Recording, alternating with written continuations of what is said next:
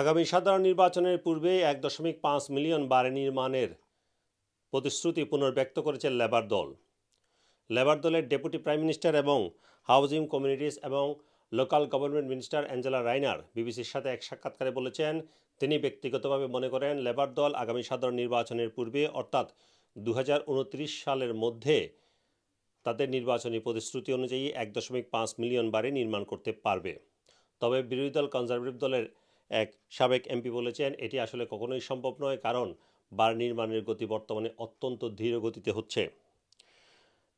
আজকে বিবিসির সাথে সাক্ষাৎকারে কমিউনিটি সেক্রেটারি তিনি বলেছেন, তারা যে ১.৫ মিলিয়ন বাড়ি নির্মাণের প্রতিশ্রুতি দিয়েছে এটি সম্ভব এবং এক্ষেত্রে তারা অনেক দূর এগিয়ে গিয়েছে, কাগজপত্র কিংবা অন্যান্য কাজে অনেক দূর এগিয়ে গেছে, তবে বাস্তবতা হচ্ছে এটি অনেক ধীরগতিতে হচ্ছে।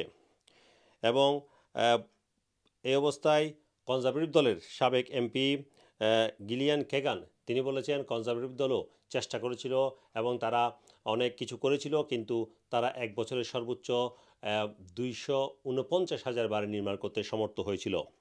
1970 সালের পর বছরে আসলে 300,000 বাড়ি নির্মাণ করা কখনোই সম্ভব হয়নি। এবং এক্ষেত্রে লেবার দল মনে করছে, তারা যদি যে টার্গেট দিয়েছে ১.৫ মিলিয়ন বাড়ি নির্মাণে, সেটি করতে হলে বছরে 300,000-এরও বেশি বাড়ি নির্মাণ করতে হবে। তবে কনস্ট্রাকশন ইন্ডাস্ট্রির সাথে জড়িত লোকজন বলছেন এটি আসলে সম্ভব নয়, অনেক কঠিন একটি কাজ। সেক্ষেত্রে তারা বলছেন, কনস্ট্রাকশন সেক্টরে স্কিল্ড ওয়ার্কারের সংকট রয়েছে, পাশাপাশি কাঁচামালের সংকট রয়েছে, বিশেষ করে ইট এবং কাঠের সংকট রয়েছে।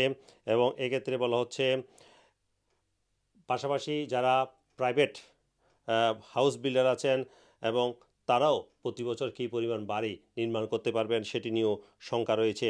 এইসব কারণে মূলত লেবার দলের যে টার্গেট ১.৫ মিলিয়ন বাড়ি নির্মাণ করা, সেটি আদৌ সম্ভব হবে কিনা সেটা নিয়ে সন্দেহ দেখা দিয়েছে। এর পাশাপাশি সরকার পরিকল্পনা করছে বাড়ি কেনাবেচার ক্ষেত্রে যাতে দ্রুততার সাথে করা যায়, এক্ষেত্রে একটি ডিজিটালাইজড পদ্ধতি তারা ইন্ট্রোডিউস করার পরিকল্পনা করছে, যেখানে বাড়ি কেনাবেচার ক্ষেত্রে দুই পক্ষ তাদের যে প্রয়োজনীয় তথ্য সেটি দ্রুত পেয়ে যায় এবং বলা হচ্ছে এটি এক ক্লিকে যাতে পেয়ে যায় সে ধরনের ব্যবস্থা করার কথা বলা হচ্ছে। বিশেষ করে মর্গেজ কোম্পানি কিংবা সার্ভেয়ার কিংবা দুই পক্ষের যে সলিসিটর তারা যেন যে কোনো তথ্য দ্রুততার সাথে শেয়ার করতে পারে, ডিজিটাল পদ্ধতিতে শেয়ার করতে পারে, সে ধরনের একটি পরিকল্পনা তারা করছে।